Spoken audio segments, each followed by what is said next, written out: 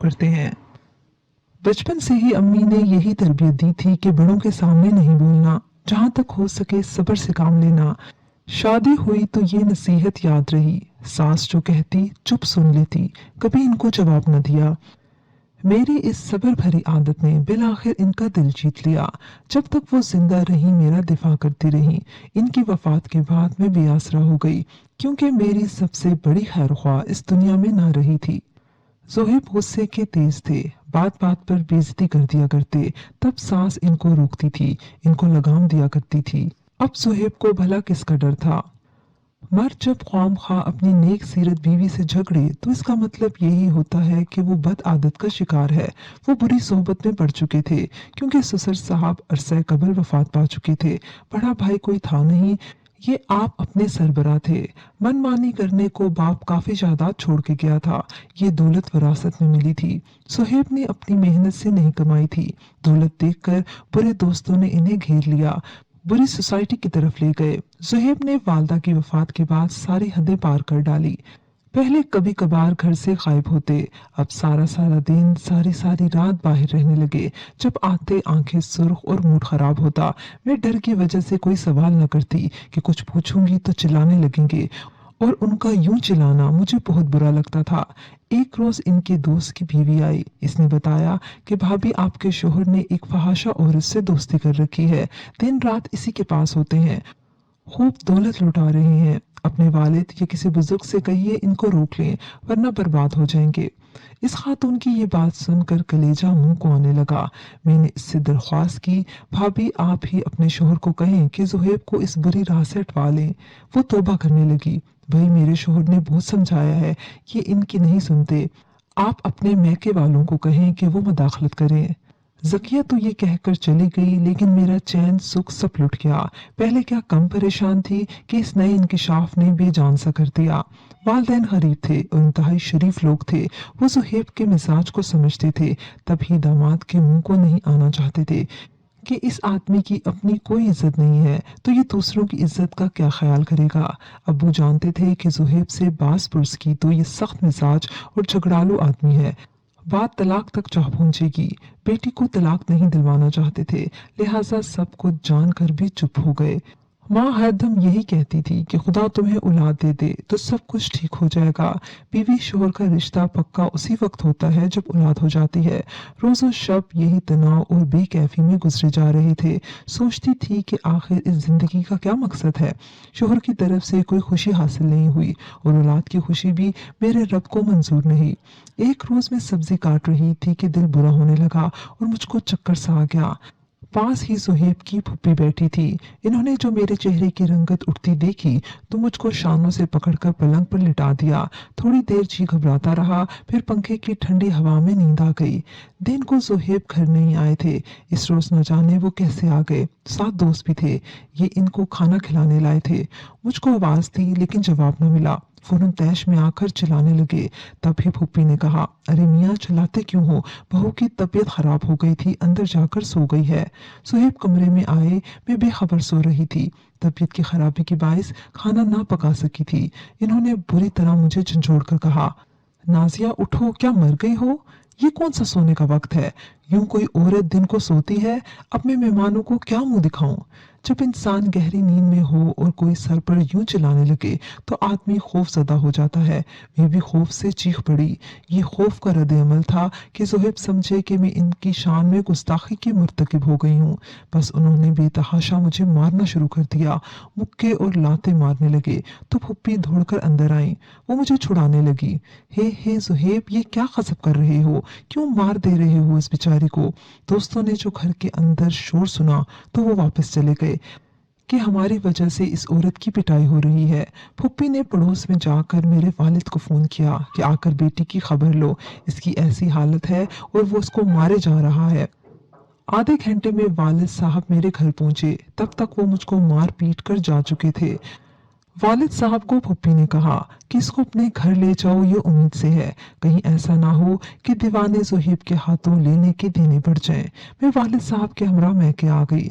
वालिद ने फिर भी तहम्मुल से काम लिया और ज़ुहैब से कोई ऐसी वैसी बात न कही। लेकिन मेरे शोहर न जाने क्या चाहते थे।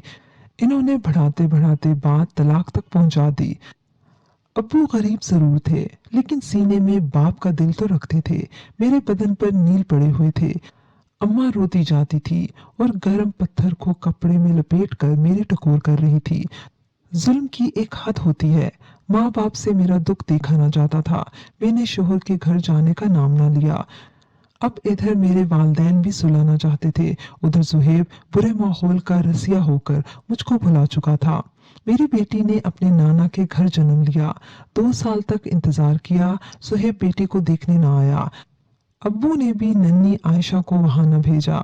डर था कि मुझको दुख देने के लिए इसे रोक न ले। लेकिन वो आजाद तबीयत मर्द था, जिसके लिए बीवी एक जंजाल होती है कि इनको अपने रोज़ो शब बाहर के मशगलों में बसर करने होते हैं। आयशा 5 बरस की हो गई। अब्बू बीमार पड़ गए। इनको मेरी और नवासे की फिक्र सताने लगी। अपने एक दोस्त से जिक्र किया। इनका बेटा अमेरिका से पढ़कर आया था और अब वो एक कामयाब बैंकर था। अंकल रहीम ने अब्बू को कहा, अब्दुल्ला निहायत अच्छा इंसान है, इसमें कोई खराबी नहीं। बस एक बार गलती हुई, इन्होंने वहाँ एक गैर मुल्की लड़की से शादी कर ली जो कामयाब ना हुई और ये तलाक देकर आ गए। अब्बू ने कहा, कोई बात नहीं, मैं तुमको जानता हूँ, अब्दुल्ला को नहीं। अगर वाकई इससे गलती हुई है और वो अच्छा इंसान है जैसा तुम कह रहे हो, तो मैं तुम्हारी बात का यकीन करता हूँ। वो वाकई अच्छा इंसान था। अब्बू ने ब्याह कर सुख का सांस लिया। शुरू में दिल में वसवसे थे, खास तौर पर अपनी बेटी के लिए मैं परेशान थी। पता नहीं ये शख्स इसको रखेगा या नहीं, क्योंकि औरत औलाद के बगैर अधूरी होती है। आयशा अम्मी के पास थी और अब्दुल्ला मुझे रोज इससे मिलाने लाते थे। एक दिन कहने लगे, तुम बच्ची के बगैर और वो तुम्हारे बगैर नहीं रह सकती, तो फिर क्यों इसको खुद से दूर रखा हुआ है? घर ले आओ, वो एक प्यारी सी बच्ची है। हम पर कोई बोझ नहीं कि बेटियां अल्लाह की रहमत होती हैं। मैं इसे बाप का प्यार दूंगा। डरते डरते आयशा को साथ ले आई। इसको समझा दिया था कि बेटी यहाँ समझदारी से रहना, जिद वगैरह मत करना, वरना माँ से जुदा रहना होगा। कम सिनी के बावजूद वो समझदार थी। मेरी बात समझ गई। वो ये भी जानती थी कि इसका बाप अब्दुल्ला नहीं। अगरचे अपने हकीकी बाप से वो कभी न मिली थी, लेकिन हमारे मुंह से अक्सर जुहेब का जिक्र इसने सुना था। आयशा के इस तरह के रख रखाव ने काम किया कि अब्दुल्ला का दिल मोह लिया। वो इसको एक बाप की तरह प्यार करने लगे, इसका बहुत ख्याल रखते थे। वाकई वो एक फरिश्ता सीरत इंसान थे। मैं भी इनका बेहद ख्याल रखती और खिदमत गुजारी में कोई कमी न लाती थी, ताकि वो खुश रहे, मेरी बेटी से और सादा प्यार करें। जब आयशा 6 बरस की हो गई, मैंने इसको स्कूल में दाखिल करवा दिया। अक्सर मैं इसे स्कूल लेने जाती थी। अब्दुल्ला सुबह ऑफिस जाते वक्त इसे छोड़ जाते। यूं वक्त एक टगर पर गुजरता जा रहा था। आयशा बहुत होनहार बच्ची थी। वो तालीमी मैदान में नंबर 1 थी। हर साल पोजीशन लेती और पहला इनाम इसी को मिलता था। अब्दुल्ला बेटी की तालीमी हालत से बहुत खुश और मुतमईन थे। कहते थे कि ये एफएससी कर लेगी तो मैं इसका दाखिला मेडिकल कॉलेज में करवा दूंगा, हम इसे डॉक्टर बनाएंगे। जिन दिनों वो 9वीं में थी, मैं बीमार पड़ गई। तब अब्दुल्ला ही आयशा को स्कूल छोड़ने और लेने जाते थे। एक रोज छुट्टी के वक्त हो गए तो आयशा इनको ना मिली। इसकी सहेली ने बताया कि अभी अभी आयशा के अब्बू जुहेब आए थे और वो इसको लेकर चले गए। अब्दुल्ला ने जब घर आकर बताया, मुझे अपने कानों पर यकीन ना आया, क्योंकि अव्वल तो आयशा अपने हकीकी बाप को पहचानती ना थी। अगर पहचान भी लेती तब भी वो इनके साथ कभी ना जाती। वो एक समझदार लड़की थी, छोटी बच्ची ना थी कि किसी के बहलावे में आ जाती। मैं रोने लगी। अब्दुल्ला भी बहुत परेशान थे। अब्बू को जाकर बताया। सुहेब से इन्होंने जब राब्ता किया तो इसने बताया कि हाँ, आयशा मेरे पास है। मैं इसको स्कूल से घर ले आया था, अब वो मेरे पास ही रहेगी। वो यहाँ बहुत खुश है, इसका ख्याल आप लोग छोड़ दें। अब्बू ने कहा कि आप हमारी आयशा से बात करवा दें। अगर वो अपनी जुबान से ये सब कह देगी तो आप इसे रख सकते हैं। सुहेब ने आयशा से नाना की बात करा दी। अब्बू ने पूछा, आयशा बेटी, क्या तुम अपनी खुशी से गई हो या सुहेब ने तुम्हें मजबूर किया? वो बोली, नाना अब्बू, मैं अपनी खुशी और मर्जी से अब्बू के पास आ गई हूँ, मुझको किसी ने मजबूर नहीं किया। बेटी, तुमको अपनी अम्मी के घर कोई तकलीफ थी? नहीं नाना अब्बू, मुझे वहाँ कोई तकलीफ नहीं थी। फिर तुम क्यों चली आई अपनी माँ को छोड़कर? इसलिए नाना अब्बू कि वो मेरे सुतीले पापा का घर है। मैं अपने सुतीले पापा के पास नहीं रहना चाहती। क्या अब्दुल्ला से तुमको कोई शिकायत थी? इनसे मुझे कोई शिकायत नहीं थी, लेकिन वो मेरे सगे बाप तो नहीं हैं। मैं अपने सुतीले बाप के घर नहीं रहना चाहती, अपने सगे बाप के घर रहना चाहती हूँ। इसने दोबारा इस बात को दोहरा दिया था। हैरत ये थी कि तमाम अरसा वो अपने हकीकी बाप की बुराई सुनती रही थी, फिर भी इसके दिल में इस शख्स के लिए जगह और इज्जत थी जिसने कभी इसकी खैरियत तक ना पूछी थी, जिसने अब तक इसको देखा ना था। परवरिश का खर्चा देना तो दूर की बात, इसकी खैर खैरियत भी कभी ना पूछी थी। वो अब अचानक वारिस और मालिक बन गया था, और 15 बरस तक जिस माँ ने इस लड़की को पाला पोसा, परवान चढ़ाया, लिखाया, पढ़ाया, पल भर में वो इसको छोड़कर चली गई। आयशा ने बाप के पास जाते ही मुझसे राब्ते खत्म कर दिए। मैं फोन भी करती तो ठीक तरह से बात न करती, मुख्तसर हाँ हूँ के जवाब देकर फोन रखती थी। सच कहा है बुजुर्गों ने, जैसा रगों में खून होता है, इंसान वैसा ही निकलता है। आयशा की रगों में भी एक बेवफा बाप का खून था। वो सख्त दिल और सख्त मिजाज था, तभी वो भी बेवफा निकली और माँ के लिए अपने दिल को सख्त कर लिया। आयशा ने वो स्कूल छोड़ दिया था जहां पढ़ती थी। सुहेब ने इसको एक दूसरे स्कूल में दाखिल करवा दिया। वो सुतीली माँ के पास रहने लगी। मेरी जिंदगी तो वीरान हो गई थी। अब्दुल्ला से अल्लाह ने मुझे साहिब औलाद न किया। आयशा के बगैर जीना लगता था। हर वक्त परेशान रहने लगी। बेटी की याद कलेजा नोचने लगी। मैं गमज़दा रहने लगी। बार बार इसे फोन करती। एक रोज सुहेब ने फोन उठा लिया तो मैंने इससे बात की। सुहेब, मेरी बेटी वापस कर दो, मैं इसके बगैर नहीं रह सकती। ये मेरी बेटी भी है, मैं भी इसके बगैर नहीं रह सकता। ये हकीकत मत भूलो। जवाब मिला, 15 बरस तक तुमको इसकी याद नहीं आई, कभी इससे मिलने नहीं आए, कोई खबर न ली। अब अचानक कैसे तुम्हें अपनी बेटी की मोहब्बत सताने लगी है। 15 बरस तक तुम्हारे पास रही और मैं इसकी याद में बेचैन रहा। इतने अरसे तुम्हारे साथ रही है वो, अब 15 बरस मेरे पास रहने दो। तुम क्यों इस कदर सफाक हो? मैं रोने लगी। शायद तुमको इल्म नहीं, जब ये 7वीं में थी तब ही से आयशा के साथ मेरा राब्ता है। जिस स्कूल में ये पढ़ती थी, इसकी एक टीचर मेरी कजन है। इसके जरिए हम बाप बेटी का राब्ता होता था, मगर आयशा ने तुमको नहीं बताया। इसने इंतहाई राजदारी से काम लिया, क्योंकि मैंने इसे मना किया था कि माँ को मत बताना, वरना तुम्हारी माँ तुमको मुझसे कभी न मिलने देगी। सुहेब के मुंह से यह सुनकर मेरे पैरों तले से जमीन निकल गई और आंखों तले अंधेरा छाने लगा। तो क्या मेरी बेटी इस कदर गहरी थी कि इसने मुझको हवा भी न लगने दी कि अपने बाप के साथ इसके राब्ते भी हैं? आयशा क्या ऐसी हो सकती है? मुझको अपने कानों पर यकीन न आया था। तब सुहेब ने कहा, अगर यकीन नहीं आता तो अपनी बेटी से पूछ लो। अगर ये तुम्हारे पास आना चाहे तो मैं हरगिज न रोकूंगा, लेकिन ये खुद नहीं आना चाहती। यहाँ मेरे पास ये बहुत खुश है। मैं तो इसके बगैर मर जाऊंगी सुहेब। ओह, अगर मर जाओगी तो फिर मत मरो। अब्दुल्ला से तलाक ले लो। बेटी की खातिर मैं तुमसे दोबारा निकाह करने को तैयार हूँ। अल्लाह, कितनी कड़ी शर्त थी बेटी के साथ रहने की, एक अच्छे इंसान को छोड़कर एक बुरे इंसान के साथ रहने की।